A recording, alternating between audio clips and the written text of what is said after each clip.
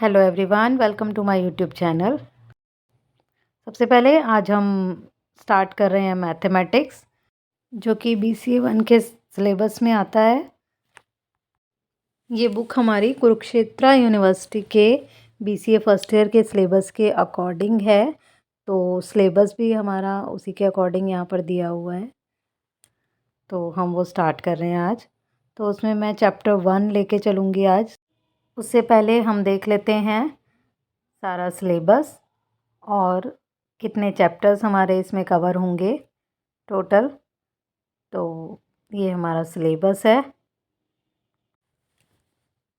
ये NEP के according जो सिलेबस है, इसमें हमारी 5 यूनिट्स डिवाइडेड हैं। First, second, third and fourth unit हम थ्योरेटिकल करेंगे, मतलब इसका हम सिलेबस पढ़ेंगे। जो यूनिट 5 है उसमें सारी यूनिट्स का जो पूरा सिलेबस है उसके रिलेटेड कुछ क्वेश्चंस दिए गए हैं, कुछ प्रैक्टिकल्स दिए गए हैं, उनको सॉल्व करना है। तो अब स्टार्ट करते हैं फर्स्ट चैप्टर, सेट थ्योरी। सबसे पहले हम डिस्कस करते हैं कि व्हाट इज़ अ ग्रुप। हमने रियल लाइफ में देखा है कई जगह कि अलग अलग तरह के ग्रुप्स होते हैं, जैसे collection of books, pack of cards, bunch of keys. इस तरह की कुछ भी अगर हम कोई भी बात बोलें तो इसमें एक सेम मीनिंग निकलता है, that is called group. Mathematical language में हम कलेक्शन ऑफ ऑब्जेक्ट को सेट बोलते हैं। तो अब हम सेट की डेफिनेशन पढ़ेंगे। Set is a well defined collection of objects. By well defined we mean that given an object we should be able to say without hesitation whether it belongs to a collection or not. There are some examples of set such that set of all prime numbers between 5 and 17. These are 7, 11 and 13. Set of all rivers, set of all past prime ministers of India. And the another one is set of factor of 12, etc.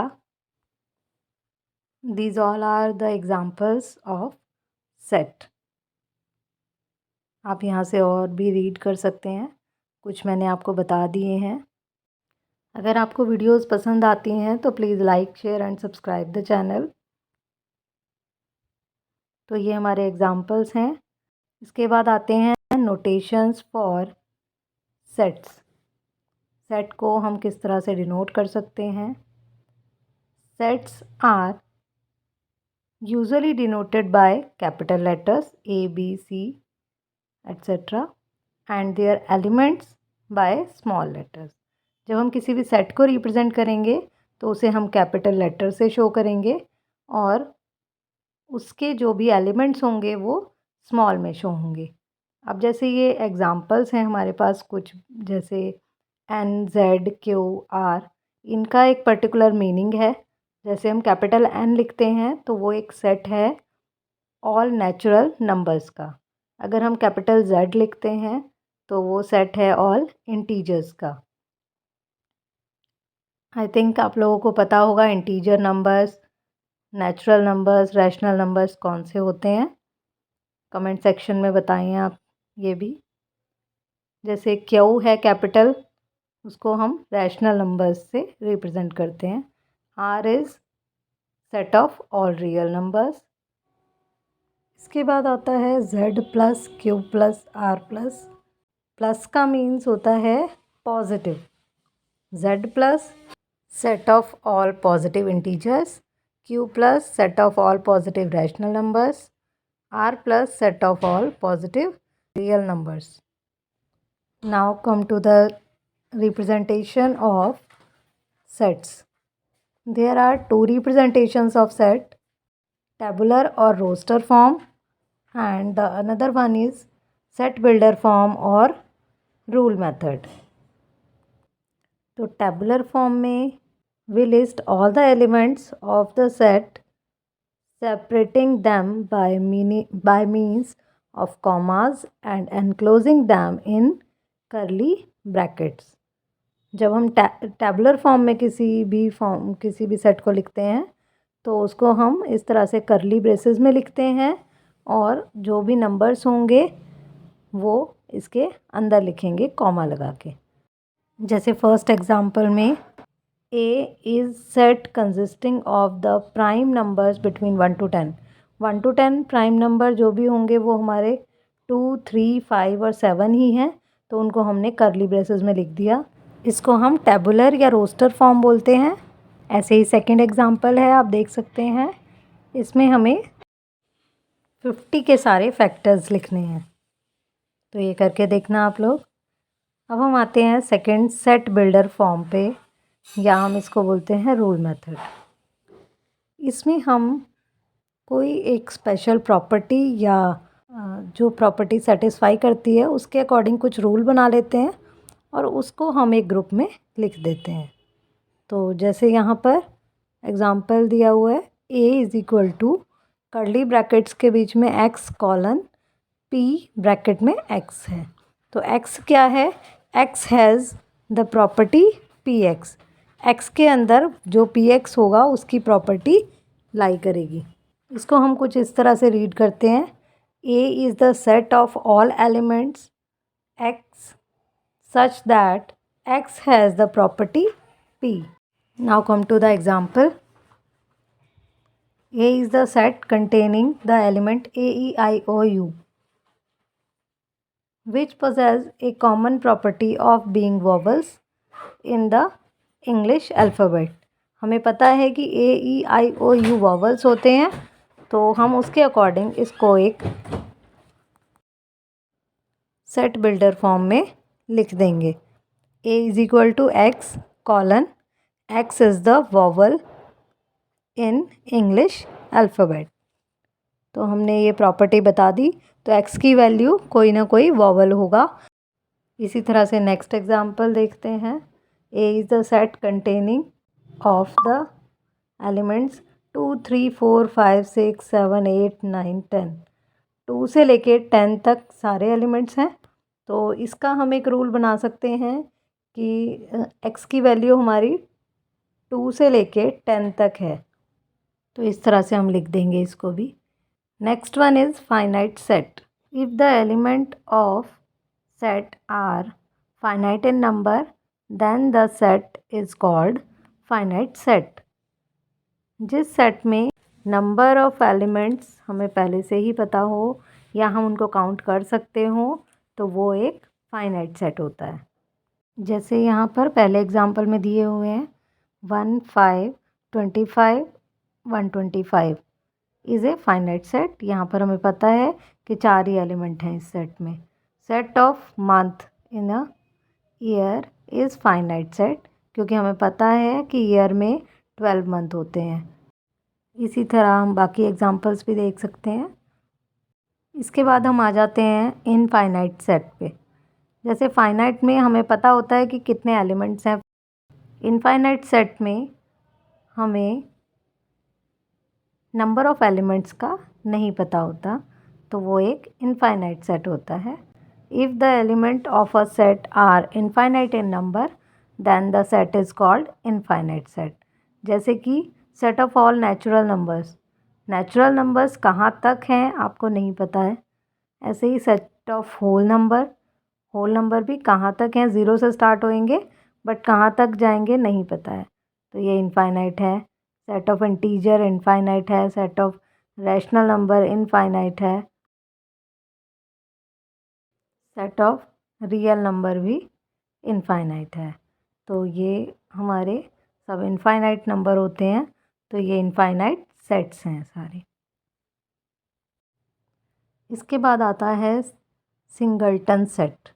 A set containing the only one element is called singleton set।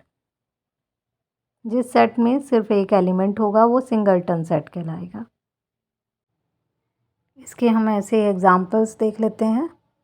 First example है set A is equal to curly brackets में लिखा हुआ है small a। Small a element है जो कि single element है इस सेट के अंदर। नेक्स्ट वाले में दिया हुआ है 11 से 13 के बीच में जो वैल्यू है वो x है, तो 11 और 13 के बीच में एक ही वैल्यू है, तो वो एक ही एलिमेंट हो गया 12, तो वो भी सिंगलटन सेट हो गया। नेक्स्ट इज़ एम्प्टी सेट और नल सेट और वॉइड सेट, जिसमें कोई एलिमेंट नहीं होगा, that is empty set. A set which contain no element is called empty set और null set और void set। इसको हम 5 से डिनोट करते हैं। set of all odd integers greater than 7 and less than 9। It means ये empty set है, इनके बीच में एक ही एलिमेंट आता है जो कि 8 है और 8 ऑड नंबर नहीं है, तो इसलिए कोई एलिमेंट नहीं है, तो वो empty set हो गया। ऐसे ही नेक्स्ट वन इज़ x² + 1 = 0। अगर हम इसको सॉल्व करेंगे तो उसका कोई रियल सॉल्यूशन नहीं होगा, तो वो भी एक एम्प्टी सेट है। ये जो बीच में नोट दिए होते हैं आप ये ज़रूर रीड किया कीजिए। इसके बाद आता है equal set. 2 sets A and B are said to be equal if every element of A is an element of B and every element of B is an element of A। अगर दोनों set एक दूसरे के elements को contain करते हैं तब वो इक्वल सेट होता है। For each x belongs to A, x belongs to B and for each y belongs to B, y belongs to A, then both the sets are equal. अब इसके examples देख लेते हैं। फर्स्ट एग्जांपल है 3 7 9 = 7 9 3। It means दोनों equal हैं। Next one is 2 4 8 = 2 4 4 8 8 2। यहाँ repeat हैं बट एलिमेंट्स इक्वल ही हैं, तो ये भी एक इक्वल सेट है। Next one is also equal set because 3 9 27 all are 3n। Now come to cardinal number of a finite set. The number of elements in a finite set A is known as cardinal number or order of a finite set, and it is denoted by NA, small n bracket में capital A। Cardinal number किसी भी finite set के लिए होता है और किसी भी सेट में जितने एलिमेंट्स होते हैं वो उसका कार्डिनल नंबर होता है या फिर order of a finite set होता है। For example A = 1 2 3 4 5 then NA = 5। इसी तरह से NB is also equal to 5। इसके बाद आता है equivalent set. 2 finite sets A and B are said to be equivalent if the number of elements in A is equal to the number of element in B। अगर दो sets में number of elements equal होते हैं तब वो equivalent set होता है। NA = NB, हम इससे इसको डिनोट करते हैं। यहाँ पर एग्जांपल दिया हुआ है। A के अंदर 1 2 3 हैं, B के अंदर XYZ हैं, तो ये इक्विवेलेंट सेट हो गए। आज की वीडियो में इतना ही। आई होप आपको यहाँ तक समझ आया होगा। नेक्स्ट वीडियो में हम ये चैप्टर यहीं से स्टार्ट करेंगे। तब तक के लिए thank you. Please like share and subscribe the channel.